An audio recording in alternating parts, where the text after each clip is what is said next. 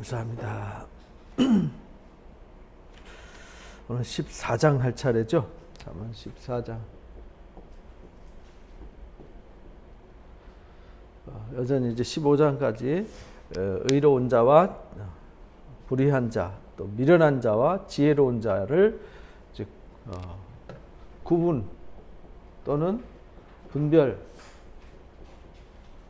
하셨죠? 이제 구분하고 분별해서 우리가 이걸 이제 지혜 이렇게 말하죠. 지혜를 얻게 하기 위해서 그럼 나는 지혜로운 사람인가?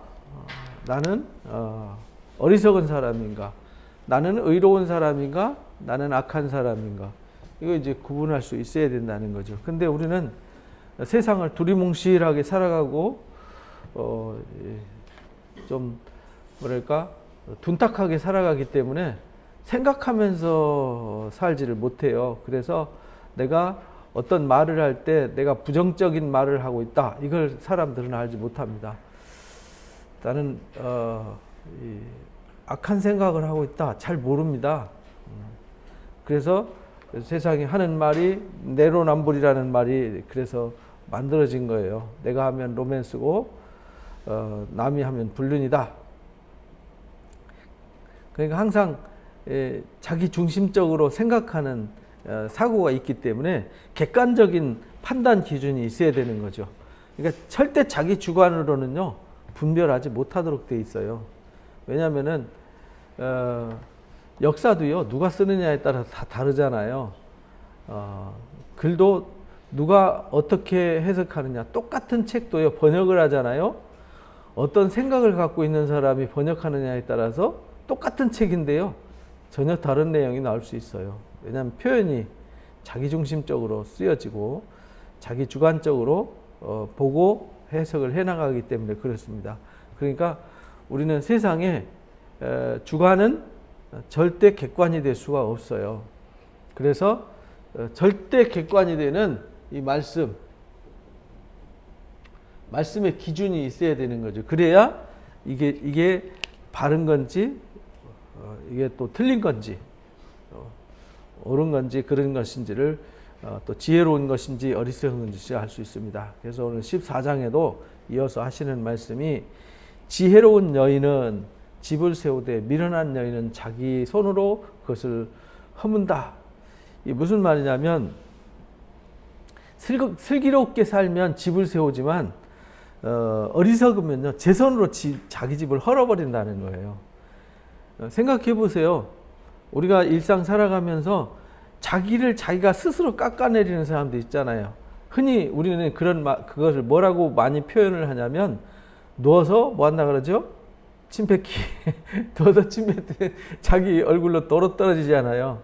이것처럼 사람들이 막 자기 남편을 헐뜯고 자기 아내를 헐뜯고 자기 자식을 헐뜯고 막 자기 직장 상사를 헐뜯고 막 이웃을 헐뜯고 막 친구를 헐뜯으면 내가 마치 잘 될 것 같잖아요. 근데 사실은 그게 다 나와 밀접한 관계에 있는 사람들 아니에요, 그죠? 가족, 직장 동료, 친구 뭐 다 나한테 너무 소중한 사람들인데 이 소중한 사람들을 내가 다 헐어버린다 이 말이죠. 그래서 친구를 다 헐어버렸어요. 직장을 다 헐어버렸어요. 가정을 다 헐어버렸어요. 그럼 나는 어디에 있는 거죠? 홀로 황무지에 서 있는 거죠. 그러니까 슬기로운 사람과 그렇지 못한 사람, 지혜로운 사람과 미련한 사람은 그렇게 구별이 된다는 거예요. 그러니까 가정도 슬기로운 사람, 지혜로운 사람이면은 가정을 세우고 어떤 분이 그러더라고요. 자식이 문제가 있어요. 근데 보니까 자식한테 말하는 말투가 항상 자식을 비난해요. 근데 본인은 몰라요. 자식을 막 비난하고 헐뜯어요. 상담을 할 때 보니까 또 부부관계가 안 좋아서 상담 왔어요. 근데요 남편을 은연중에 막 비하하고 헐뜯고 막 어떻게 하면 정지하고 막 어떻게 하면 끌어내릴까만 생각해요. 그러니까 좋게 얘기하는데도 좋은 얘기 갖고 끌어내리고 헐뜯는 거예요. 이러면 뭐 하는 거냐? 이거 헐어버리는 거잖아요. 우리는 그렇게 되면 안 된다. 그러니까 내가 속해 있는 가족 또는 일터 또는 공동체, 우리는 헐어버리는 사람이 아니라 뭐 하는 사람이 돼야 돼요? 세우는 사람이 돼야 된다. 그래서 지혜로운 여인은 세우지만 어리석은 여인은 헐어버린다. 그러니까 나는 허는 사람인가 세우는 사람인가 보면 내가 지혜로운가 어리석은가를 금방 알 수 있는 것이죠. 그래서 정직하게 행하는 자는 여호와를 경외해도 패역하게 행하는 자는 여호와를 경멸한다. 정직하게 행한다는 말은 바른 길을 간다는 뜻이죠. 바른 길. 바른 길을 가는 사람은 하나님을 경외하는 사람이지만 그릇된 길로 가는 사람, 패역하게 행하는 사람, 그릇된 길로 가는 사람은 하나님을 경멸하는 사람이다. 하나님을 미워하는 사람이다. 이런 말이죠. 그러니까 우리가요, 잘 분별해야 돼요. 내가 바른 길을 가고 있는가? 내가 부패한 길을 가고 있는가? 그릇된 길을 가고 있는가? 그래서 내가 바른 길로 가고 있으면은 그 바른 길은 분별해야만 갈 수 있는 거예요. 바른 길을 간다는 말은 그 이면 속에 뭐가 있냐면 분별해서 지혜롭게 내가 살아가면 이런 전제가 달려 있는 거예요. 내가 바른 게 뭔지 모르는데 바른 길을 갈 수는 없잖아요. 그죠? 의로움이 뭔지 모르는데 의로운 길을 갈 수는 없잖아요. 내가 정직이 뭔지 모르는데 정직을 행할 수는 없잖아요. 그러니까 정직하게 행한다는 말은 바르게 행한다, 옳게 행한다 이런 뜻이잖아요. 그러니까 내가 바른지 옳은지 이거를 그른지 잘못됐는지 이거를 분별할 수 있는 사람, 이 사람이 바른 길을 갈 수 있어요. 그래서 우리가 지혜가 필요한 것이죠. 그래서 지혜는 그 행한 바로 옳다 인정함을 받게 되는 것이죠. 그래서 내가 하는 행동이 분별력이 있어서 분별력 있게 바른 길을 가는 사람은 하나님을 경외하는 사람이다. 그런데 내가 옳은지 그른지도 모르고 혼돈 속에 빠져서 살아간다. 이 사람은 하나님을 모른다. 하나님을 모르고 살아가니까 하나님을 경멸하는 것과 같아요. 3절에 보니까 미련한 자는 교만해서 입으로 매를 벌어요. 근데 지혜로운 자는요, 자기를 보존한다. 미련한 자는요, 매를 번다 그랬잖아요, 매를. 꼭 매를 버는 사람이 있잖아요. 막 지금 화가 났는데 그 화난 데다가 막 기름 붓고 불 지르는 사람 있잖아요. 그런 사람 안 된다는 거죠. 지혜로운 사람은요, 자기를 보존한다는 말은 말로 상황을 바꾼다는 뜻이에요. 우리 세상 속담에도 말 한마디로 천냥빚을 갚는다 이런 말도 하잖아요. 그래서 슬기로운 사람은요, 자기가 한 말로 몸을 지키는, 자기를 지키는 거죠. 그러니까 내가 매를 맞을 수도 있고 자신을 잘 보존할 수도 있어요. 뭘로? 말로. 근데 그 말을 어떻게 해야 될지를 뭐 할 수 있어야 돼요? 분별하고 구별할 수 있어야 돼요. 그래야 지혜롭게 말할 수 있어요.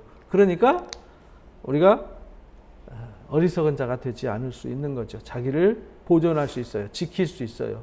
그러나 구별하지 못하고 분별하지 못하면 매를 번다. 매를 벌어요. 이 4절에 유명한 말씀이죠. 소가 없으면 구유는 깨끗하지만 소의 힘으로 얻는 것이 많다. 소가 없으면요, 구유 청소할 일도 없고요. 소 구유에다 밥 갖다 줄 일 없잖아요. 얼마나 편합니까? 근데 소가 누워서 밥만 먹고 오줌 똥만 싸는 건 아니잖아요. 소가 갖다 주는 유익이 있는 거죠. 그러니까 소가 없어서 구유가 깨끗하고 할 일이 없으면은 얻는 것도 없는 거예요. 그래서 소가 내가 잘 먹여서 수고하고 땀 흘려서 소를 잘 건강하게 훈련시키고 키워야만 소가 나가서 일해서 어떤 결과를 나한테 가져다 주잖아요. 그 말은 내가 어떤 일을 안 하면 이것도 하기 싫고 저것도 하기 싫고 이것도 안 했으면 좋겠고 저것도 안 했으면 좋겠는데 아무것도 안 하면 나한테 돌아오는 것도 아무것도 없다라는 겁니다. 그러니까 이 게으른 사람을 얘기하는 거죠. 잠언 26장에 이제 게으른 사람의 얘기를 해요. 침대에 누워가지고요. 마치 그 문짝이 돌적이라 그러죠. 이 돌적이 이렇게 붙어가지고요. 이리저리 뒹굴듯이 침대에서 뒹군다. 손에 숟가락으로 딱 떠가지고요. 입으로 들어가는 것조차도 괴로워한다. 뭐 그런 사람한테 뭔들 가치가 있겠어요. 그러니까 우리가 잘 알아야 된다. 우리가 어떤 일을 하기 귀찮을 수 있어요. 가정이 되었던 일터가 되었던 어떤 관계 속이 되었던 이 육신 고깃덩어리 하나 움직이는 거 되게 힘들 수 있어요. 막 일어나는 거 귀찮고 한 발짝 움직이는 거 귀찮고 아무것도 안 하고 싶고 들어 누워서 그냥 손가락 까딱 하기 싫죠. 그러나 그렇게 했을 때는 얻는 것도 없을 거라는 걸 생각해라. 그래서 내가 기쁨으로 감사함으로 몸을 움직여서 수고를 해야 대가도 역시 돌아오는 것이다. 그래서 내가 남한테 사랑받기만을 바라지 말고 내가 사랑받을 수 있도록 남한테 뭔가를 해준 게 있어야 사랑도 오는 거다. 섬김도 내가 열심히 뭔가를 남한테 베풀었고 도와줬어야 남도 나를 섬겨주는 거다. 나는 맨날 베푼 것도 없고 나눠준 것도 없으면서 받아먹기만 바라면 돌아오는 거 없다. 이런 말입니다. 그러면서 이제 5절에 보니까 신실한 증인은 거짓말을 아니해도 거짓 증인은 거짓말을 뱉느니라. 그러니까 신실한 증인은 속이지 않지만 거짓 증인은 속인다는 거예요. 그러니까 내 옆에 항상 누가 있어야 된다는 거예요. 이 거짓말쟁이가 있으면 안 된다는 거예요. 거짓말하는 사람은요 신실하지 못하기 때문에 거짓말을 늘 뱉어요. 그러니까 거짓말하는 사람과 거짓 증인 옆에 있으면 늘 당하는 거예요.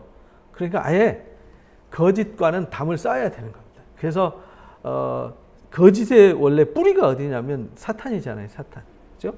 거짓의 앱이라고 요한복음 8장에 예수님이 그렇게 말씀하셨어요. 8장 47절 이하에 사탄이는 거짓의 앱이다. 그래서 처음부터 거짓말했다. 그리고 뭘 해도 거짓을 말한다. 그러니까 우리가 그걸 유혹이라 그러죠. 유혹은 거짓말이잖아요. 근데 사람들이 어디에 잘 넘어가죠? 유혹에 잘 넘어가잖아요. 유혹은 거짓이란 말이에요. 진리가 아니라고요. 근데 사람들은 그 유혹에 잘 속아서 넘어가요.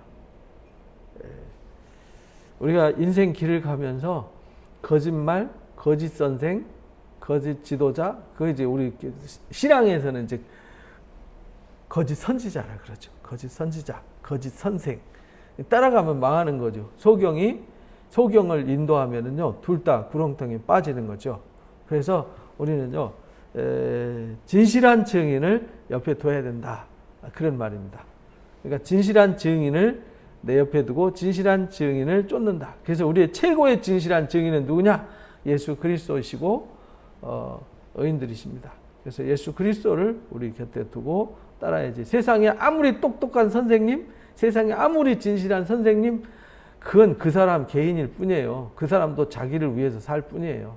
그러니까 나를 위해서 살지 않아요. 어떤 누구도 나를 위해서 살지 않습니다. 착각하면 안 됩니다. 각자 자기 인생이 있는 겁니다. 오직 주님만이 나를 위해서 십자가를 지실 수 있어요. 누가 나를 위해서 십자가를 질 수 있어요? 없습니다. 그거는 불가능한 얘기입니다. 그러니까 우리는 우리의 옆에 거짓 증인을 두지 마시고 진실한 증인 대신 그리스도를 따르는 사람이 되어야 한다. 거만한 자는 지혜를 구하여도 얻지 못해요. 거만한 사람은요, 절대로 지혜를 못 얻어요. 왜냐하면 거만이란 말은 이미 차 있다는 거잖아요. 교만, 거만, 오만, 이제 같은 집안 사람이잖아요. 그죠? 거만이든 교만이든 오만이든 같은 집안에서 나온 겁니다. 근데 특징이 뭐냐면 이미 꽉 차 있어요. 거만도, 교만도, 오만도 이미 잘못된 걸로 꽉 채워져 있어요. 그러니까 그 속에 다른 것이 들어갈 틈이 있어요, 없어요? 없는 상태. 이게 그걸 말하는 거예요. 그러니까 거만하니까 지혜를 구해도 줘도 들어갈 데가 없는 거죠. 그래서 거만한 사람은 남의 말을 들어요, 안 들어요? 안 듣잖아요. 그러니까 그 사람한테는요, 아무리 뛰어난 지혜도 아무 가치가 없어요. 그런 뜻이에요. 그러나 명철한 자는 지식 얻기 쉽다. 명철하다는 얘기는요, 그릇이 가난해요. 그래서 무엇을 주어도 다 채울 수 있어요. 그릇이 넓고 깊어요. 그러니까 무엇을 주어도 다 채울 수 있어요. 그래서 쉽게 지식을 얻는 거예요. 그래서 남의 이야기를 듣는 사람이 명철하다 이렇게 말하잖아요. 남의 이야기를 듣는 사람이 지혜롭다. 그래서 우리도 나는 어떤 상황을 잘 주위에서 들여다보고 생각하는 사람인가, 아니면은 남의 얘기 듣기 전에 배척하는 사람인가, 이거 얼른 돌아볼 수 있어야 돼요. 그래서 여러분들이 뭐 이단들이나 악한 사람들 만나면 절대로 남의 얘기 안 듣잖아요. 무조건 자기 얘기만 들으라 그러잖아요. 왜 그러냐면 거만하고 교만하고 오만해서 그렇습니다. 그래서 우리는 거만한 자가 되지 말고 명철한 사람이 되어야 한다. 이렇게 아주 쉽게 가르쳐 주셨어요. 7절에 보니까 너는 미련한 자의 앞을 떠나라. 왜냐하면 미련한 자 앞에 있으면 그렇잖아요. 미련한 자 앞에 있으면 미련을 배우고 미련의 지배를 받는 거잖아요. 그리고 그 미련한 자 입에는요, 지식이 없어요. 근데 거기서 뭘 얻을 거라고 거기 있는 것은 어리석은 거잖아요. 그러니까 우리가 내 몸이, 내 생각이, 내 삶이 어리석고 미련한 사람 옆에 있으면 안 돼요. 그 사람을 따라가면 안 돼요. 내가 그 사람을 끌고 가야지. 영향력이라는 것은 끌려가느냐 끌고 오느냐는 거잖아요. 내가 끌려가면 영향력에 끌려가기 때문에 영향을 받는 거잖아요. 근데 내가 끌고 가면은 내가 영향력을 주는 거잖아요. 그럼 미련한 자에게 영향을 받으면 나는 더 미련한 사람이잖아요. 미련한 사람한테 지배를 당하면 미련한 것보다 더 미련한 거죠. 그러면 뭐 더 설명이 필요 없는 거죠. 그래서 뭐가 필요하냐? 구분하고 분별하는 분별력이 필요하다. 그래서 이건 미련한 거다. 이건 어리석은 거다. 그래서 제가 직장 다닐 때 보면요, 어리석은 사람과 지혜로운 사람을 어떻게 볼 수 있었냐면, 퇴근해요. 그러면 야, 술 먹으러 가자, 어디 가자, 뭐 이렇게 유혹하는 친구들이 있어요. 그럼 지가 돈 주고 술 사주는 것도 아니잖아요. 그렇다고 뭐 기업 회장이 술 사주는 것도 아니잖아요. 가자, 뭐 저녁에 뭐 하냐, 한잔 하자, 유혹에 넘어가서 저녁에 갔다가 그 다음날 아침에 출근할 때 보면요, 속 쓰려 해가지고 또 약을 사 먹어요. 그래가지고 물어보면요, 저녁에 돈 엄청 썼어요. 1차 가고 2차 가고 막 이래가지고 그래서 그 친구가 만약에 저를 따라서 교회를 갔더라면 가서 기도하고 말씀의 지혜를 얻고 은혜를 얻고 좋은 사람들 속에서 위로받고 격려받고 이랬으면 돈도 안 잃고 건강도 안 잃고 그리고 생각도 둔해지지 않았을 텐데, 술 먹고 한 얘기나 술 먹고 벌어진 일들은 안 봐도 뻔하잖아요. 지저분하고 더러운 일이니까. 그러니까 얻은 게 없잖아요. 그러니까 미련한 자를 따라가서 미련한 행동을 해서 그 사람보다 더 미련해져 버린 거죠. 그러니까 미련한 자 앞을 떠나야 돼요. 그리고 8절에 보니까 슬기로운 자의 지혜는 자기 길을 아는 것이지만, 슬기로운 자의 지혜, 그러니까 이 슬기로운 자의 지혜는요, 자기 길을 알아요. 내가 이게 맞는지 틀린지, 이렇게 해야 되는지 확실하게 알아요. 그래서 내가 이렇게 해야 돼요. 근데 옆에서 누가 유혹을 하죠. 또 사탄이가 잡생각을 집어 넣어줘요. 그러면은 이렇게 하긴 해야 되는데, 그래도 이렇게 이제 나도 모르는 사이 이렇게도 꺾어져 버리잖아요. 결길로 간단 말이에요. 어제 철로역적 보니까 길이, 우리 가는 길이 좋은 길은 없어요. 절대 좋은 길은 없다고요. 근데 험난한 길이에요. 막 자갈밭 길이에요. 근데 길은 쫙 열려 있어요. 험난해도 거기가 길이니까 거기로 가야 되잖아요. 근데 옆에 아주 푸르른 들판이 있고 좋아요. 야, 여기로 가면 더 좋은 길이 있을 거야. 갔는데 길을 잃어버렸어요. 오는 길도 가는 길도 잃어버렸어요. 이제 이걸 말하는 거거든요. 슬기로운 자는요, 길을 알아요. 이 길이. 예? 근데 미련한 자의 어리석음은 속이는 것이다. 그래서 사람이 나도 모르게 내 속에 어리석음이 있어요. 그래서 내 속에서 어리석음이 속삭이는 말에, 그래, 이렇게 하는 게 맞아. 오늘 기도해야 돼.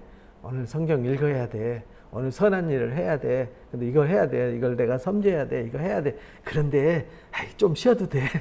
좀 이거 안 해도 돼. 다음에 해도 돼. 다음에 하면 되는 거야. 막 이래가지고 다음이라는 단어에 폭 꽂혀서 그거 놓고 딴 거 보고 딴 거 쫓아가서 딴 거 붙잡고 매달려 있다가 이제 이 가야 될 길과 점점 멀어져서 이제는 나중에 이것이 옳다는 것 생각조차도 희미해져 버리는 거예요.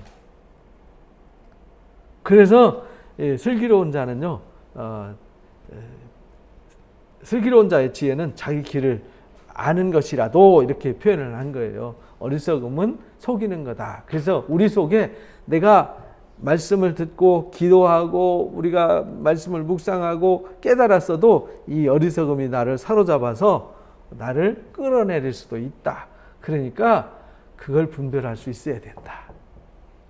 우리가 살다 보면 그러잖아요. 그래서 9절에 보니까 미련한 자는 죄를 심상히 여겨도, 그러니까 미련한 자는요, 죄를 별로 중요하게 여기지 않는다는 거예요. 미련한 자는 죄 짓는 거를 뭐 그럴 수도 있는 거지, 뭐 그 정도는 뭐 해도 되는 거 아니야? 이렇게 쉽게 생각하는 거죠. 죄를 별로 가볍지 아무렇지도 않게 생각하는 거죠. 정직한 자 중에는 은혜가 있느니라, 이렇게 말합니다. 정직한 사람은요, 하나님의 은혜를 누리게 된다, 그런 말입니다. 그래서 우리가 일상 살아가면서 죄를 가볍게 여기면 안 됩니다. 댐이 무너지는 것이 쥐구멍 하나로 무너지는 거잖아요. 쥐구멍 하나로. 그러니까 하찮은 일을 우습게 여겼다가 결국은 그것 때문에 결국 무너지게 되는 거예요. 그래서 우리가 작은 죄도 민감할 수 있어야 된다. 그래서 영적으로 죄에 대해서 민감한 사람은 분별력이 있어요. 그래서 죄인의 길을 가지 않아요. 오만한 자의 자리에 앉지 않아요. 악인의 꾀를 쫓지 않게 되는 것이죠. 그래서 정직하게 살면은요, 하나님의 은혜가 임하고 하나님의 은총이 우리와 동행하게 된다라는 것을 가르쳐 주셨습니다. 그리고 10절에 보니까 마음의 고통은 자기가 알아요. 마음은요, 남은 몰라요. 그죠? 내 마음 누가 알아요? 내 마음은 나만 알지. 내 서름을 누가 알겠어요. 그죠? 그러나 내 기쁨도 역시 남들이 좋겠다라고 말하지만 내가 받은 것은 나 외에는 잘 몰라요. 그러니까 내가 받는 아픔이나 내가 받는 기쁨을 남들도 똑같을 거라고 착각하지 마라, 이 말입니다. 그러니까 내가 기쁘면요, 남도 기쁠 거야. 그 사람 속에는 슬픔이 있을 수 있어요. 그죠? 그리고 내가 아파요. 근데 그 사람 속엔 기쁨이 있을 수 있으니 내가 아픔을 상대방이 모를 수도 있어요. 그러니까 마음의 고통은 자기가 알고 마음의 즐거움은 타인이 참여하지 못한다. 곧 모든 것은 내가 느끼고 내가 누리고 내가 경험하는 거예요. 그걸 남하고 같이 할 수는 없어요. 기쁨도 같이 할 수 있지만 같이 하는 그 같이함이 내 안에 있는 만큼은 안 된다, 그 말입니다. 직접적이진 않다는 거죠. 슬픔도 아무리 나눠줄 수는 있지만 슬픈 사람 옆에서요, 얼마나 슬프니 자꾸 얘기하면요, 그것도 열받아요. 욥기서에 보면 나오잖아요. 세 친구가 와서 위로해주러 왔다가 처음에는 위로하다가 나중엔 뭐예요? 정지하고 비난하고 헐뜯어버리잖아요. 말싸움 하잖아요. 그러니까 아픔도 동참할 수 없어요. 그러니까 저 사람이 내 아픔을 알아줬으면 하는 이것도 사실은 어리석은 거라는 거예요. 그 아픔도 그 즐거움도 나눌 수 있고 진정한 기쁨과 이 아픔은요 누구만 알아줄 수 있느냐? 주님만이 알아줄 수 있어요. 근데 사람한테 너무 기대면은 저 사람이 나를 안 알아줬기 때문에 그 사람에 대해서 뭐가 생기죠? 섭섭함, 서운함이 생기는 거예요. 그래서 이 14장 10절 말씀의 의미를 잘 이해를 해야 됩니다. 그러니까 이게 지혜는 내가 아무리 즐거워도 남들은 내 이 기쁨 잘 몰라. 내가 아무리 고통스러워도 남들이 내 기쁨에 같이 동참해서 나와 똑같을 수는 없어. 그거를 이해를 해야지. 그거를 몰라줬다고 막 서운하다고 그래서 막 싸우고 갈라서고 문제 만들고 이렇게 하면 안 된다 이 말입니다. 그거는 지혜로운 것이 아니다. 그 다음에 악한 자의 집은 망하겠고 정직한 자의 장막은 흥할 거다. 나쁜 사람은요 망할 수밖에 없죠. 하나님이 그렇게 만드셨어요. 성경 역사도 그렇고요, 교회 역사도 그렇고요, 세상 역사도 그렇고 악한 사람들은 다 망해요. 한 번도 악한 세대가 뭐 4대, 5대, 10대 이어온 적이 없어요. 왜? 악한 사람들은 악을 뿌렸기 때문에 거둘 게 뭐가밖에 없어요. 악을 거둘 거밖에 없거든요. 그러니까 원래 자기가 뿌린 것, 자기가 맞는 거, 내가 때렸으니까 자기도 뒤통수 맞는 거예요. 남을 괴롭혔으니까 자기도 괴롭힘을 당하게 되는 거죠. 그래서 악한 자의 집은 망해요. 그러니까 악을 부러워할 필요가 없어요. 그러나 정직한 자의 집은요 반드시 흥하게 돼 있어요. 여기 흥한다는 말은 새싹이 돋아난다 이런 말이에요.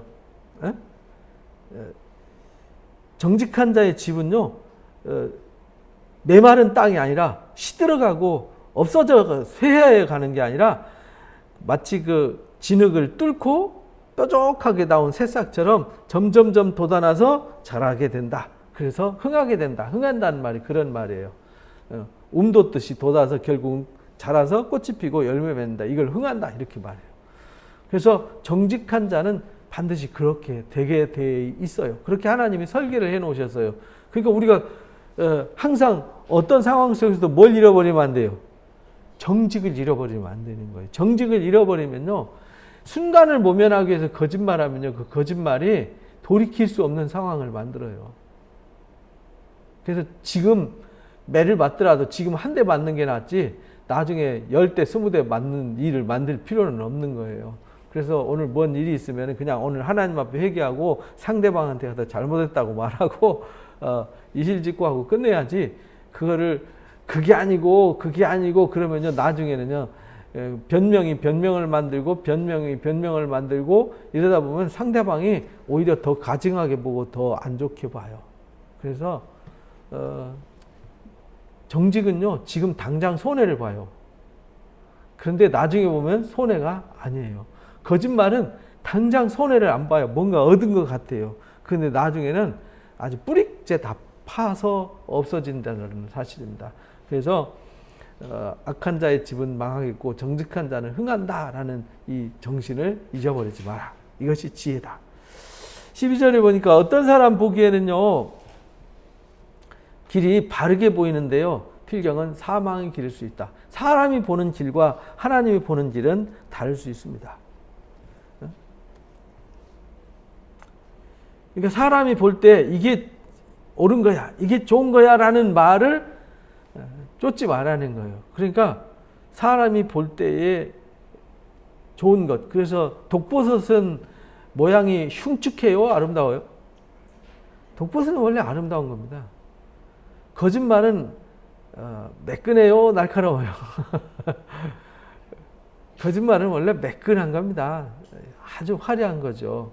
그래서 잘 속는 거죠. 그러니까 사람이 볼 때 이거 괜찮은 것 같아 라는 것도, 그래서 세상에 유명한 철학자나 지혜자들, 현자들의 말이 좋아 보여도요 그 말에 대한 책임은 그 사람이 질 수 있어요, 없어요?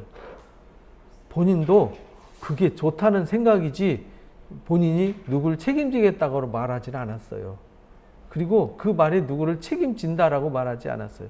보편적인 진리를 말할 수는 있죠. 근데 보편적인 것이 모두 보편적이지는 않아요. 왜? 세상은 보편으로 돌아가지 않으니까. 만물 생태계는 보편으로 돌아가요. 그죠? 봄, 여름, 가을, 겨울이 알아서 오고 알아서 싹이 나고 떨어지고 순환이 되잖아요. 인간은 순환이 안 돼요.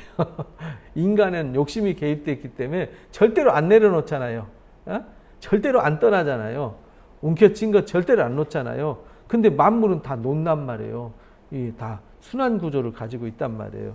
그러나 인간은 그렇지 않아요. 그러니까 인간의 생각에 너무 막 쫓아서 광팬이 된다 그러죠. 어떤 사람이 광팬이 돼서 막 따라갔어요. 근데 그 사람이 불의를 저질렀어요.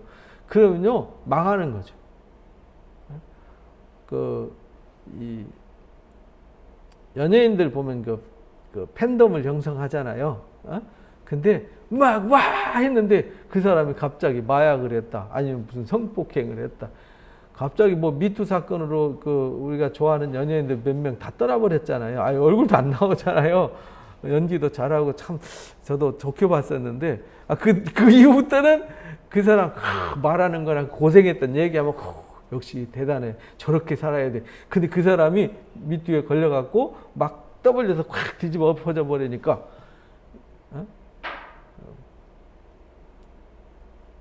요즘 젊은이들이 좋아하는 뭐 빅뱅 멤버 중에 어떤 누가 그렇게 해가지고 막 온 나라가 다 뒤집어졌잖아요. 그렇게 되니까 갑자기 얼마나 그 사람이 많이 떴어요. 애들이 좋아하고. 그렇게 되니까 이제 실망. 그 실망이 쫓아간 것이 그 사람에게 유익된 것이 아니라 더 큰 실망을 줘서 사람에 대한 불신만 키웠잖아요. 그러니까 사람에 대해서 그렇게 신뢰하지 말라는 거예요. 사람이 옳게 바르게 보여도 필경은 사망에 기를 수 있다. 그러니까 인간은 믿음과 신뢰와 추종의 대상이 아니라는 거예요.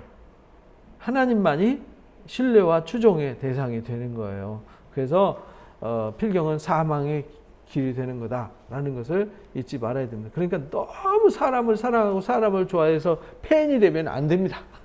우리는 누구 팬이 돼야 되죠? 하나님의 팬이 돼야 돼요. 하나님의 팬. 그리스도의 팬. 예수 슈퍼스타 예수 그리스도의 광팬이 돼야 됩니다. 그럼 절대 손해볼 일이 없죠.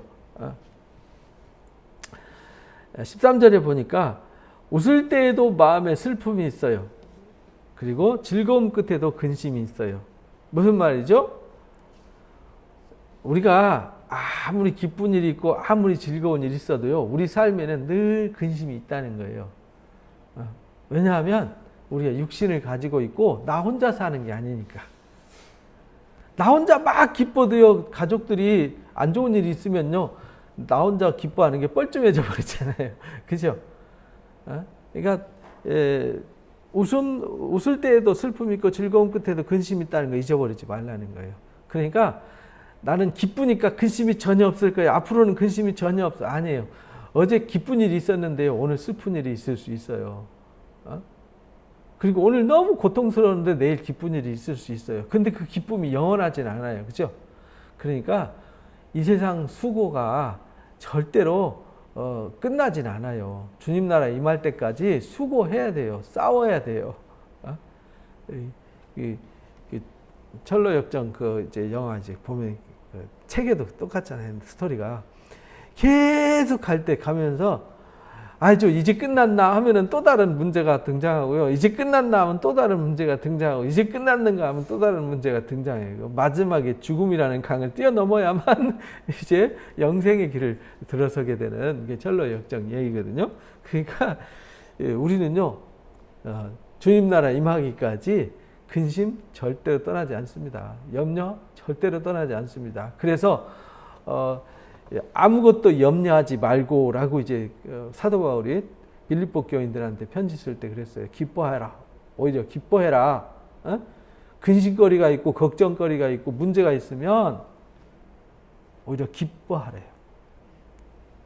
사람들한테 너희가 예수 믿는 사람 다르다는 걸 보여줘라. 너희 관용을 사람들한테 보여줘라.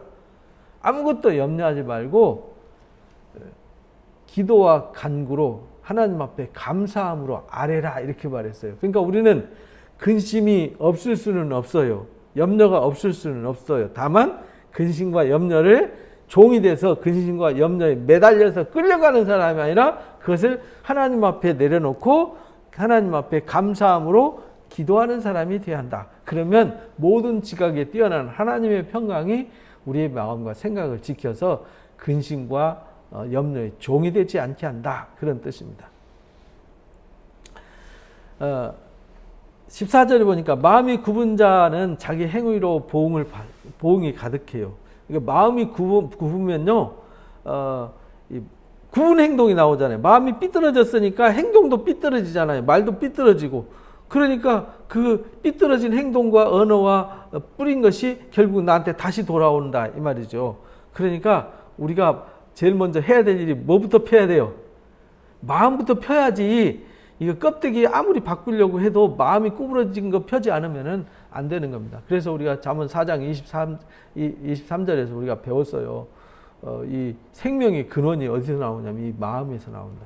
그러니까 우리가 마음을 바르게 해야 돼요. 그래서 율법으로는요 구원을 받을 수 없다는 거예요. 율법은 행위잖아요. 행위로는 구원을 받을 수 없어요. 왜? 마음의 본질이 변화되지 않고 마음의 본질이 펴지지 않으면은 아무리 행위를 고치려고 훈련해도 안 되는 겁니다. 그래서 예수님이 오셔서 마음의 변화를 강조하는 거죠. 근데 그 마음의 근원을 변화시키는 일은 그 마음의 죄의 뿌리를 없애버리는 것이죠. 그래서 마음이 굽은 자는요, 자기 행위로 보응을 얻어요. 그러나 선한 사람도 자기 행위로 그러하다. 선한 사람은 행위로 그렇다는 말은 선한 사람은 뭘 얻는다는 말이에요?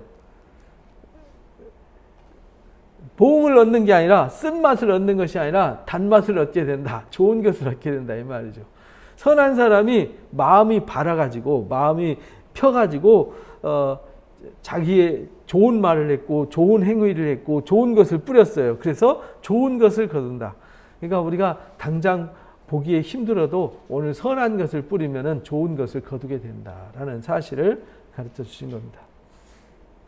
어리석은 자는 온갖 말을 믿지만 슬기로운 자는요 자기 행동을 삼가느니라.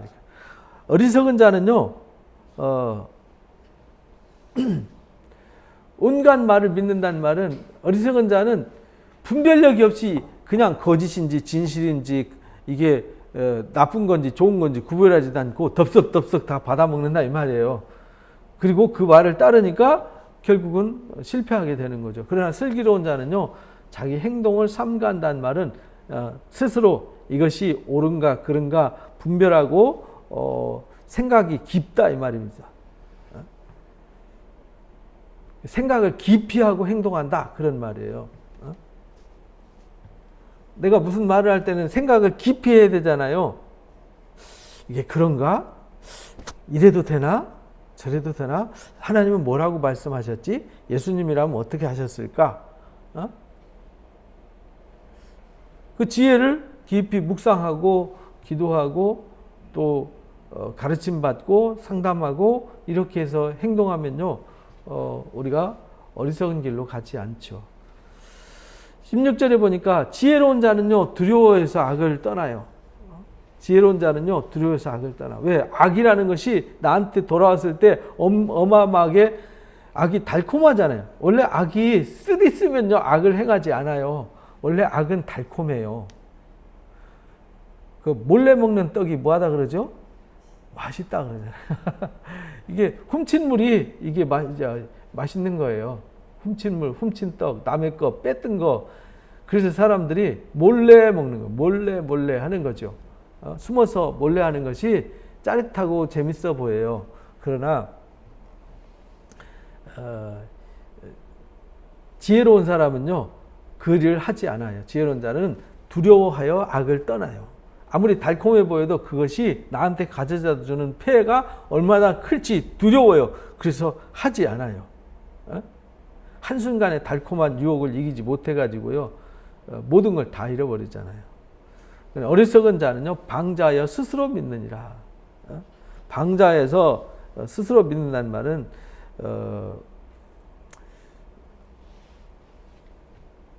방자하다. 방자하다는 말은 스스로 자신만만해서 자기 멋대로 하는 행동, 이걸 방자하다 그러는, 이런 방자한 놈 이렇게 말하잖아요. 이런 방자한 것이 있나. 이게 스스로 지 잘나서 지 위에도 없어요. 그래서 자기 교만에 빠져가지고요, 자기 생각에 빠져서 지 멋대로 행하는 사람. 그래서 어리석은 자는요, 방자해서 스스로를 믿어요. 스스로를 믿어요. 그러다 보니까 함부로 행동해서 결국은 악에 빠지고 악의 징계를 당하게 되는 것이죠. 그리고 17절에 보니까 노하기를 속히 하는 자는요, 어리석은 일을 행해요. 이 노함에 대해서, 급하게 화를 내는 것에 대해서 성경에서 아주 강력하게 경고를 해요. 성급하게 행동해가지고요, 결국은 실수를 하는 사람들이 성경에 많이 등장하잖아요. 야곱의 12아들이 있잖아요. 그 중에 둘째 아들과 셋째 아들이 성급하게 행동해가지고 결국은 장자권 박탈당하잖아요. 장자 르우벤도 혈기를 버리지 못해서 장자권 박탈당하잖아요. 결국은 넷째인 유다가 얻게 되는 거죠. 그래서 노하기를 더디하는 자는 어리석은 일을 행한다. 그래서 노하기를 더디한다는 말은 내 이 마음의 분노가 찼을 때 이 혈기와 정욕과 충동질을 따라서 내가 악의 충동에 이끌려서 악의 종으로 행동한다, 이런 뜻이거든요. 그러니까 악의 충동에 충동당하지 않는 사람, 이게 노하기를 더디하는 사람이에요. 그래서 악한 계교를 꾀하는 자는 미움을 받느니라. 그래서 노하는 사람, 악한 계교를 꾀하는 사람, 이런 사람들은요, 안 된다는 거예요. 미움을 받으니까 그런 일 하지 마라, 노하지 마라, 악한 계교를 꾀하지 마라, 이렇게 이제 가르쳐 주셨어요. 그러니까 우리는 신중해야 된다. 노하기를 더디하고요, 성질 내지 말고. 그러니까 우리는 성질 낼 일이 많잖아요. 근데 왜 성질이 나죠? 성질이 날 때 왜 성질이 나요? 그 성질 나는 것도 제가 곰곰이 예전에 막 성질 날 때 왜 내가 성질 나지? 그런 거 보니까요, 내 뜻대로 안 돼서 성질 나더라고요. 내 생각대로 안 되고 내 요구대로 안 되니까. 그러면은 이 성질 나는 것이 없어지려면 어떻게 될까? 내 뜻을 내려놔 버리면 되잖아요. 근데 사람들이 내려놔 본 적이 없어요. 내 뜻을 내세우는 건요, 수십 년 동안 이게 훈련이 돼가지고 내 뜻을 내세우고 내 고집을 내세우는 건 엄청 잘해요. 안 가르쳐줘도 반자동으로 나와요. 이건 무의식적으로 나와요. 근데 그런 것을 포기하고 내려놓고 양보하고 버리는 일은 해본 적이 없어요. 안 되는 거예요. 막 내 고집, 내 뜻대로 하는 일은 100번, 1000번 하다가 한 번 내려놓으려니까 안 되는 거예요. 그러면은 내가 그것도 100번, 1000번 해야 그것도 자연스럽게 내 몸에 익는 거거든요. 그래서 성경에 하나님께서 우리한테 요구하는 게 뭐냐면, 깨어서 뭐하라 그래요? 기도하라. 정신을 차려라. 깨어서 기도하라. 그 말은 뭐냐면요, 훈련하라는 뜻입니다. 기도하라는 말은, 기도할 때, 기도는 누가 하냐면 자기를 내려놓고 자기를 비우는 사람만 기도해요. 아무나 기도하지 않아요. 기도하지 않는 사람은요, 아직 자기가 남아있는 거죠. 자기가 할 만한 힘이 남아있고요, 자기가 뭐 할 만한 여력이 남아있어요. 그러니까 기도 안 하는 거, 도움이 필요 없는 거죠. 이게 철로역정에도 보니까 도움이라는 게 나와요. 도움이 와가지고 막, 도움은 언제 필요하냐? 내가 할 수 있는 게 아무것도 없을 때 도와주세요, 헬프 할 때, 그때 이제 도움이 와요. 그러니까 우리 신앙에 도움이라는 거는 내가 할 수 있는 힘이 있을 땐 도움 안 구해요. 내가 하지.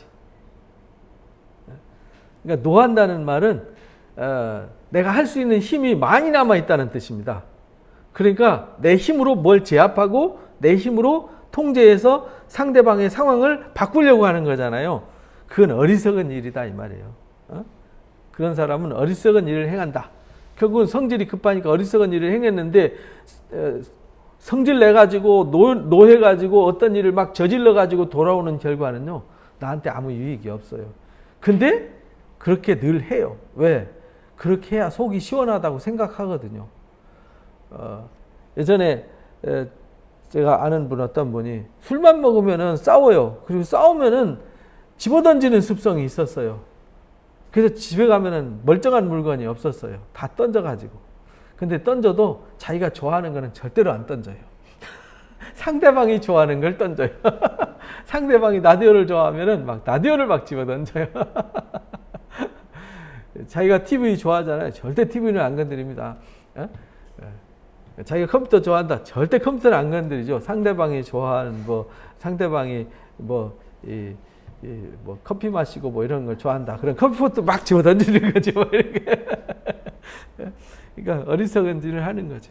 악한 계기를 꾀하는 자는요, 미움을 받아요. 그러니까 세상에서 제일 꼴불견이 아주 간계 부려가지고요, 자기 뜻을 이루기 위해서 간사한 일을 저지르는 사람들이잖아요. 그러면 안 된다. 어리석은 자는요, 어리석음으로 기업을 삼지만 슬기로운 자는요, 지식으로 면류관을 삼는다. 그러니까 어리석은 자는요, 어리석은 결과를 기업으로 얻어요. 그러니까 어리석은 거 뿌려서 어리석은 걸 거두는 거죠. 근데 그 어리석음이 뭔지도 몰라요. 그리고 자기 얻은 게, 어리석게 얻은 것이, 그것이 얼마나 위험한 건지 모르죠. 그래서 여러분들이 요즘 우리나라 마약으로 굉장히 혼탁스럽잖아요. 마약이 엄청나게 많은 양이 가정집까지 침투했다 할 정도로 마약이 심각한데요. 대부분 어리석은 부모가 어리석은 자녀들을 키워가지고요, 그 자녀들이 다 마약하는 거 아니에요. 그죠? 정상적인 부모가 정상적으로 아이들을 키웠는데 마약한다? 그 말이 안 되잖아요. 있을 수 없는 일이죠. 안 하죠. 절대로 안 하죠. 그러니까 어리석은 자는요, 막 자기가 돈을 많이 가져서 막 돈을 막 줘요. 막 가서 쓰게 하고, 막 비싼 차 해서 막 운전하게 하고, 그래서 7살짜리가 운전하고 결국은 그런 뉴스에도 나오잖아요. 그러니까요, 그런 어리석음은요, 어리석음을 기업으로 삼아요. 그러면서 잘한다 이렇게 하잖아요. 돈 많이 주고 돈 쓸고 막 돈과 재주 부리는 거를 대단한 걸로 잘해요. 절대로 그거는 어리석은 일이다. 그러나 슬기로운 자는요, 슬기롭게 행하기 때문에 항상 영광을 얻어요. 멸관을 얻는다는 말은 칭찬을 얻고 영광을 얻는다는 뜻이잖아요. 19절에 보니까 악인은 선인 앞에서 엎드리고 불의한 자는 의인의 문에 엎드리니라. 그러니까 악인은요, 반드시 선인 앞에 무릎 꿇게 돼 있어요. 불의한 자는요, 의인 앞에 엎드리게 돼 있고요. 당장은 안 그런 것 같아요. 그런데 세월이 지나가면 반드시 그렇게 됩니다. 그러니까 세월 이기는 장사 없다 그러잖아요. 세월. 그러니까 악한 사람들을 부러워할 것 없고요, 두려워할 것도 없습니다. 반드시 그렇게 됩니다. 약한 자는요, 나쁜 자는 항상 그 앞에 엎드리도록 하나님이 그렇게 섭리를 해 놓으셨어요. 악한 자가 3대 이상 못 가도록 섭리를 해 놓으셨어요. 왜냐하면 모든 사람이 악한 사람은 악하다는 걸 알아요. 두려워서 악한 자한테 복종하는 건요, 두려워서 복종하는 거지 그를 존경하고 사랑해서 따라가는 건 아니잖아요. 그래서 이 카리스마로 강하게 끌고 가는 힘은 일이 빨리 되고 쉽기는 하지만 결국은 나중에는 이 카리스마가 없어지면 다 없어져 버리는 거예요.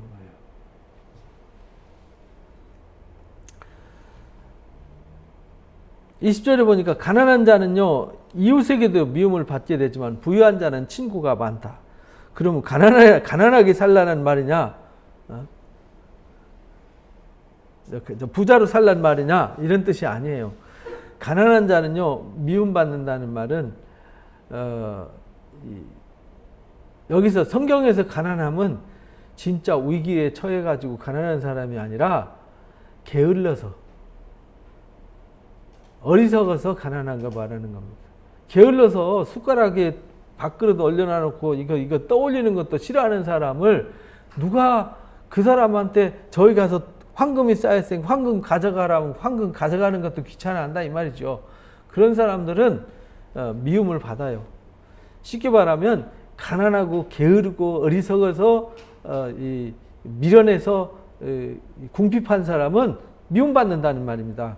어디를 가나 얻어먹으려고만 하고 남한테 빈대만 붙으려고 하고 자기는 아무것도 노력지 않고 그래서 남이 노력해서 많이 가진 걸 부러워하고 욕하고 험담하고 이거는 악하는 거라는 겁니다. 그러나 부유한 자는 친구가 많다. 이 말은 정말 성실하게 부지런하게 땀 흘려서 수고해서 소득을 얻은 사람들은 친구가 많다. 왜? 소중한 가치를 얻어서 소중한 가치를 나누는 사람이기 때문에 그런 말입니다. 이게 이제 단편적으로 봐가지고 성경에 가난한 사람을 멸시해서 뭐 이렇게 이해를 하시면은 안 된다. 성경에 기록된 의도를 잘 알아야 된다. 이 말입니다. 성경은 앞뒤 딱 잘라먹고 토막만 읽으면 안 되는 거예요. 그래서 성경은 창세기부터 계시록까지 흐르는 정서와 흐름이 있어요. 그래서 말할 때 이게 어떤 의도로 말했는가가 앞뒤와 연결이 되어 있는 겁니다. 그러니까 요 한 말씀만. 그래서 성경 구절 암송하는 거를 제가 많이 권장하지 않는 이유는요. 그 구절을 딱 빼서 그것만 신뢰해요. 앞뒤가 있거든요. 성경 구절 앞뒤가 있고 이게 전체 성경의 흐름에 이 문맥상의 흐름 속에 있는 건데 이 흐름을 딱 떼가지고 지가 복음 네가 복음을 만들어버리면 이것이 오류가 된다 이런 말입니다. 그래서 성경에서 가난하다는 말은 전쟁에서 막 패해가지고 재산이 다 불타버리고 없어져서 가난하고 그렇지 않아요. 오히려 선지자들은 가난한 사람들과 고아와 과부들을 도와주라고 얘기해요. 그걸 도와주고 섬기는 것이 진짜 경건이다. 너희들이 고아와 과부들을 멸시했다 이러면서 오히려 책망하잖아요. 선지자들은. 그러니까 내가 열심히 살고 노력하고 막 수고했는데 전쟁에 의해서 재난에 의해서 환난에 의해서 악한 자들의 막 폭압에 의해서 내가 가난해지고 힘들어지고 어려워진 건요. 이거는요. 하나님이 도와줘야 되는 일이에요. 이 사람들은 전적으로 후원해 줘야 되는 일이죠. 그래서 가난한 사람이 일어나면 또 자기도 환난당하는 사람들을 도와줘야 되는 거죠. 그러나 게을러 가지고 일도 안 하고 노력지도 않고 수고하지도 않고 그리고 거저먹으려고 하고 이런 것은요 악하다 이 말입니다. 이웃을 업신여기는 자는요 죄를 범하는 자예요. 빈곤한 자를 불쌍히 여기는 자는 복이 있어요. 이웃이 누구냐면 빈곤한 자예요. 빈곤한 자를 업신여겨요. 없다고 업신여기고요. 가난하다고 업신여기고 못났다고 업신여기는 사람은요. 죄를 범하는 거예요. 그건 하나님이 그런 사람들 보고 정죄하고 비난하라고 우리 보고 잘 먹고 잘 살게 만들어 놓은 게 아니라는 거죠. 내가 똑똑하고 잘난 거는 내가 똑똑하고 잘남을 우쭐해 가지고 남들을 비하하고 비난하고 조롱하라고 주신 게 아니라는 겁니다. 그런 사람들 뭐 하라고요? 돌보고 섬기는데 가치를 활용하라고 주신 건데 우리는요. 내게 재물이 주어지고 재능이 주어지고 능력이 주어지면은 자기 잘나서 자기 교만과 자기 어깨 펴고 남을 무시하고 짓밟고 이렇게 산다는 거죠. 그거는 범죄하는 거다. 그러나 빈곤한 자를 불쌍히 여기는 자는 복이 있다. 그래서 빈곤하고 어려운 사람들을 내가 그렇잖아요. 내가 부자 된 이유는요. 부자 돼서 내가 그거 다 먹고 가라고 준 게 아니잖아요. 내가 막 100억, 1000억을 모아가지고 100억, 1000억을 막 주머니에다 넣고 갈 때 관뚜껑에다가 황금을 몽땅 싸들고 가라고 준 게 아니잖아요. 내게 재물을 주시고 내게 재능을 주시고 내게 지혜를 주실 때는 그것을 많이 나누라고 주신 거예요. 나한테 뭘 주셨을까 생각해야죠. 그래서 저는 하나님이 저한테 말씀을 가르치고 성경을 가르치고 뭐 이렇게 나누라. 그래서 그냥 끊임없이 나누는 거죠. 끊임없이 막 퍼주고 나눠주는 일만 하는 거예요. 왜? 하나님이 거저 주셨으니까. 제가 안 할 수도 있어요. 안 해도 되죠. 편하게. 그죠? 그냥 저 텔레비전이나 보고 뭐 어디 등산이나 다니고 어디 낚시나 다니고 어디 놀러 다니고 할 수 있죠. 근데 그렇게 하면은 저한테 아무 유익이 없잖아요. 저한테 하나님이 주신 은혜가 그럼 소멸되어 버리는 거죠. 없잖아요. 가치가 없잖아요. 나한테 어떤 재능을 주셨으면 그 재능을 뭐 노래를 잘한다. 그럼 혼자 노래 부르라고 노래 재능 준 게 아니잖아요. 하나님을 찬양하고 많은 사람들에게 즐거움을 주고 많은 사람들에게 기쁨을 주라고 줬으면 그걸 잘 활용해야죠. 그러니까 재능을 잘 활용해라. 그런 뜻으로 여기 이제 쓴 겁니다. 악을 도모하는 자는요, 잘못 가는 것이 아니냐. 선을 도모하는 자에게는요, 인자와 진리가 있느니라. 악을 도모하는 자는요, 잘못 가는 거예요. 선을 도모하는 자에게는 인자와 진리가 있는 거다. 그러니까 우리가 절대로 악한 길로 가면 안 된다. 모든 수고에는 이익이 있어도 입술에 바른 궁핍을 이룰 뿐이니라. 그러니까 모든 수고는요, 이익을 갖다 줘요. 그죠? 근데 이 말 잘못 놀리면은 다 날려먹는다 이 말이에요. 궁핍함을 갖게 된다. 지혜로운 자의 재물은요, 면류관이 되지만 미련한 자의 소원은요, 다만 미련한 것 뿐이다. 이렇게 말해요. 지혜로운 사람이 얻은 재물은요, 그 재물을 지혜롭게 활용해서 가치를 만들어 가니까 그 재물이 오히려 그 사람에게 영광이 되고 기쁨이 되고 많은 사람들에게 우러름이 되지만 오히려 그거를 잘못 활용하면 오히려 비난거리가 되는 것이죠. 빌 게이츠 같은 사람들, 뭐 주커버크 같은 사람들은 돈을 많이 벌잖아요. 몇십조, 조 단위로 돈을 벌잖아요. 근데 사회에다가 막 몇 조를 막 내놓잖아요. 뭐 주커버크는 뭐 55조를 뭐 자기 자녀들 교육을 위해서 내놓겠다. 막 55조를 내놓을 수 있어요? 우리나라 같은 상상도 못하는 일이죠. 오히려 그 자식들이 마약이나 하고 막 곁길로 가고 문제가 만들고 이런 이 결과를 만들지 않습니까? 그래서 지혜로운 자의 재물이 이제 면류관이 되는 거다. 미련한 자는요, 소유는 다만 그냥 미련한 것 뿐이다. 그 미련이 미련을 만들고 미련이 미련을 만든다는 겁니다. 진실한 증인은요, 사람의 생명을 구해요. 그러나 거짓말을 내뱉는 사람들은요, 속이게 돼요. 그러니까 진실한 증인은 그렇잖아요. 법정에서 증인이 바르게 증언하면요, 죄 없는 사람은 살아나는 거고 죄 있는 사람은 징벌을 당하는 거잖아요. 근데 거짓 증인이 멀쩡한 사람 죄를 뒤집어 씌우면요, 이 사람 생명을 죽이는 거란 말이죠. 그래서 진실한 증인은 사람의 생명을 구원한다. 그러니까 우리는 이 땅을 진실한 증인으로 살아야 되는 거죠. 하나님 앞에서. 정말 왜 우리가 예수를 믿어야 되고 왜 우리가 하나님을 쫓아야 되는지도 가르쳐야 되고요. 알게 해야 되는 거죠. 여호와를 경외하는 자에게는요, 견고한 의뢰가 있다. 그 자녀에게는 피난처가 있으리라. 그러니까 하나님을 경외한다는 말은 하나님을 의식하는 거라 그랬잖아요. 하나님이 지금 내 옆에 계세요. 지금 옆에 서 계세요. 그리고 하나님이 나를 이렇게 지켜보고 계세요. 그리고 내 손을 잡고 계세요. 이걸 느끼고 생각하고 행동하는 것을 하나님을 경외한다. 이렇게 말하는 거예요. 근데 아무 생각 없이 살면서 하나님 경외한다 입으로만 아니에요. 그래서 그렇게 하나님을 경외하는 자는 견고한 의뢰가 된다. 이 말은 그렇게 하나님 의식하면서 하나님 앞에서 살아가면 하나님이 책임져 주시지만 그 자녀에게도 피난처가 되는 거다.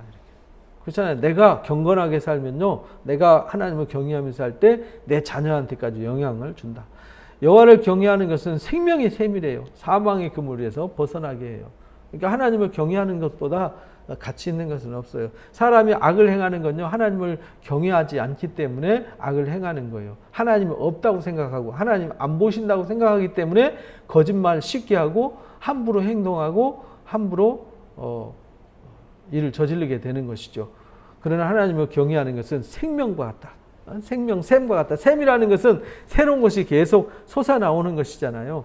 그래서 사망의 그물에서 벗어나게 하는 거다. 우리는요, 이렇게 사망의 그물에서 벗어나는 삶을 살아야 됩니다. 백성이 많은 것은 왕의 영광이요, 백성이 적은 것은 주권자의 패망이니라. 백성이 많다는 얘기는 고대 시대에는요, 무슨 의미였냐면 복이 많다. 옛날에는 자식이 전통의 화살 같다라고 시편 127편을 보면은 솔로몬이 그렇게 말하잖아요. 자식들이 번성하고 백성이 많아. 그 말은 평안하다는 뜻이에요. 형통하고 평안하다. 그래서 여호수아서 1장에 내가 말씀을 지켜서 좌로나 우로나 치우치지 않고 말씀을 다 지켜 행하면 어디를 가든지 평탄할 거다, 형통할 것이다. 이게 평탄함과 형통하다라는 의미입니다.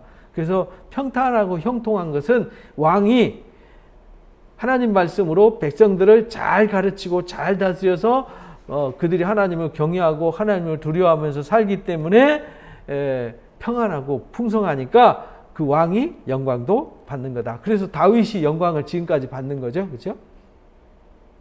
백성이 적다는 얘기는요, 다 도망갔거나 전쟁으로 죽거나 이렇게 된 거잖아요. 그래서 주권자의 패망이 되는 거다. 노하기를 더디하는 자는 크게 명철하다.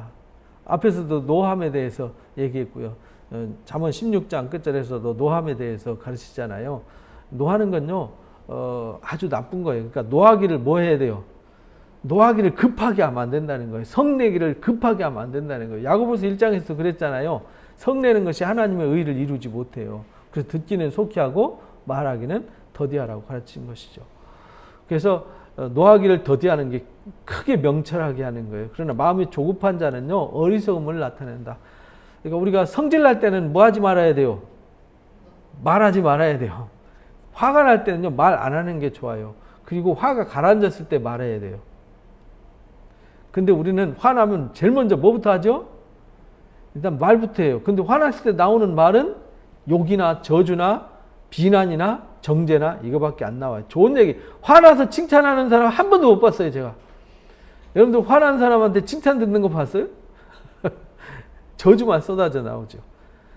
평온한 마음은요, 육신의 생명이에요. 시기는 뼈를 썩게 하죠. 이게 15장, 17장에서 이제 또 배울 거예요. 마음의 즐거움이 양약이라 그러잖아요. 이게 마음이 평안한 것이 육신의 생명이래요. 그러니까 우리 마음을 평안하게 해야 돼요. 그게 뭐 하는 거냐면 말씀을 주야로 묵상하고 기도하는 거예요. 말씀 묵상하고 기도할 때 하나님의 은혜가 오잖아요. 하나님의 영감과 지혜가 오잖아요. 그러면 내 마음이 하나님의 은혜가 다스리기 때문에 평안을 주는 거예요. 그래서 육신의 생명이 된다. 건강한다. 이 말이에요. 그러나 시기는 뼈를 썩게 한다. 아주 뼈까지 썩게 한다. 얼마나 뭐 하면 뼈까지 썩겠어요. 그래서 우리한테 아무 도움이 안 된다. 이 말이죠. 가난한 사람을 학대하는 자는요, 하나님을 멸시하는 거예요. 궁핍한 자를 불쌍히 여기는 자는 주를 공경하는 자다. 나중에 19장에서는 뭐라고 말하냐면 가난한 자를 돕는 사람은 하나님께 구워주는 거다 이렇게 말해요. 하나님이 갚아주신다는 거죠.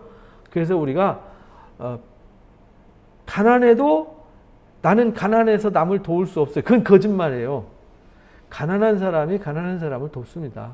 부자는 절대 남을 돕지 않죠. 그래서요, 가난하다고 해서 안 돕는다. 아니에요. 그래서 우리 개척교회라고 해서 뭐 선한 일을 못한다. 아니에요. 개척교회도 선한 일을 해야 돼요. 나누는 일을 해야 돼요. 개척교회라고 맨 뭐 후원만 받고 돈만 받으면 안 되거든요. 그래서 우리도 이제 헬스 선교회 만들어서 이렇게 돕는 거죠. 후원하는 거죠. 어려운 사람들 돕고 사람을 세우고 이런 일에 쓰는 거죠. 그래서요, 우리가 그렇게 어려움, 궁핍, 환난에 처한 사람들 돕는 것이 누구를 돕는 거예요? 하나님을 돕는 거예요. 하나님을 돕는 거예요. 하나님, 그러나 반대로 학대하면요, 하나님을 멸시하는 자가 된다라는 걸 잊으면 안 됩니다. 악인은 그 환난에 엎드러져도요, 의인은 그 죽음에도 소망이 있다. 악인은요, 악인이 환난 당할 때는요, 악인은요, 환난 당하고 어려움을 당하면 막 진노하고 그 속에서 막 공격하고 남의 거 빼들고 이래서 결국은 파멸하게 되잖아요. 그러나 의인은 죽음 속에서도 소망이 있다. 그러니까 의인은요, 어떤 상황 속에서도 소망을 얻게 돼요. 그러니까 우리가 세상 살아갈 때 막 그 악한 생각으로 막 진노하는 생각으로 살아가면 안 되는 거예요. 그래서 항상 기도하면서 평안한 가운데 지혜롭게 생각하고 판단하고 행동하는 이것이 중요하다. 지혜는 명철한 자의 마음에 머물지만 미련한 자의 속에 있는 것은 나타나느니라. 지혜는요, 명철한 자의 마음에 머물러요. 그래서 명철한 자가 이거 분별하는 사람에게 하나님의 명철이라는 말은 이게 마음이 밝고 눈이 떠져서 이렇게 보는 상태를 말하는 거거든요. 보는 상태. 캄캄한데 동굴에 있다가 이게 길인지 저게 길인지 이게 옳은 건지 그런 건지 여기가 가면 빠지는 데인지 저기 부딪히는지 몰라서 희미할 땐 답답하잖아요. 근데요, 명철해진다는 말은 그게 확실하게 보이는 거예요. 확실하게 보여요. 여기 가면 헤딩하겠군. 저기는 늪이 있군. 아, 여기로 가면 안전하군. 그러니까 명철하는 거죠. 그래서 지혜는 명철한 자의 마음에 머무른다. 명철한 자. 어떤 자가 명철한 자냐? 하나님을 경외하는 자가 명철한 자다. 그래서 이 하나님을 경외하고 하나님을 의지하면 내 속에 하나님의 말씀의 빛이 생명이 와서 눈이 떠져서 명철해지는 거예요. 총명해지는 거죠. 그러면요, 거기에 하나님의 지혜가 머무르게 된다. 그러나 미련한 자 속에는요, 미련한 것이 나타나게 되는 거예요. 공의는 나라를 영화롭게 하고 죄는 백성을 욕되게 한다. 공의는 나라를 영화롭게 한다. 그러니까 하나님의 공의라는 건 하나님께만 있는 거예요. 세상엔 공의가 없어요. 세상에서 공의를 찾는 건요, 모래알이 싹나기를 기다리는 거죠. 그거는 없어요. 없는 걸 찾으면 그건 미련한 거죠. 공의는 하나님께만 있는 거예요. 그래서 공의는 나라를 영화롭게 해요. 곧 하나님의 말씀으로 다스리고 하나님의 말씀으로 살아가면 영화롭게 되지만 죄는 백성을 욕되게 한다. 이 말은 공의를 떠나서 지 욕심으로 지 뜻대로 나라를 다스리면 욕된다. 슬기롭게 행하는 신하는 왕의 은총을 입고 욕을 끼치는 신하는 그의 진노를 당한다. 그래서 우리가요, 이 재난을 당하는 건요, 재난 당할 일을 사고를 쳤으면 그렇잖아요. 남을 막 괴롭히고 속이고 이용하고 막 그렇게 한 사람은 어디 가서 뭔 상을 받겠어요. 그 사람은 은총을 받는 것이 아니라 저주를 받게 되는 것이죠. 그래서 욕을 끼치는 사람이 되면 안 된다는 거죠. 우리가 하나님께 욕을 끼치는 사람이 되면 안 되잖아요. 요즘 기독교계에 요즘 욕을 끼치는, 하나님께 욕을 끼쳐드리는 분들이 너무 많잖아요. 안 돼요. 그런 사람들은요, 진노를 당해요. 그러나 슬기롭게 행하는 사람은요, 하나님 앞에 사랑받고 또 사람들한테 사랑받게 된다라는 것을 가르쳐 주셨습니다. 그래서 우리는 이 지혜를 잘 듣고 분별하면요, 말씀을 구별하고 분별하면은 지혜로운 사람이 돼서 우리가 지혜의 영광을 누릴 수 있다라는 것을 가르쳐 주셨습니다. 모두 지혜로 무장하시기를, 또 그래서 분별하는 자가 되시기를 주님의 이름으로 축복합니다. 기도하겠습니다. 귀한 시간 주셔서 말씀으로 지혜와 분별력을 허락해 주시니 감사합니다. 우리가 지혜가 없어서, 총명이 없어서 하나님을 경외하지 못해서 어리석음을 행하고 또 어리석음으로 행하면서도 어리석은 줄도 모르고 살아갈 때가 참으로 많습니다. 하나님 아버지, 우리에게 영적인 눈이 띄어져서 명철의 눈이 열려지게 하시고 총명의 눈이 열려져서 이제 우리는 어리석음의 길을, 미련한 길을, 또 악한 길을 걷는 자가 되지 않게 주옵소서. 잘 구별하고 분별해서 하나님을 늘 경외하면서 말씀의 가르치심과 인도하심을 따라서 승리하는 자가 될 수 있도록, 지혜로운 일을 갈 수 있도록, 그래서 자신을 잘 다스리고 객관의 눈을 뜨고 잘못된 육신의 감정과 죄의 유혹과 죄의 충동에 종이 되어서 살아가는 어리석은 자가 되지 않도록 지혜와 영감을 더하여 주옵소서. 감사하며 예수님의 이름으로 기도합나이다. 아멘. 고맙습니다. 수고하셨습니다.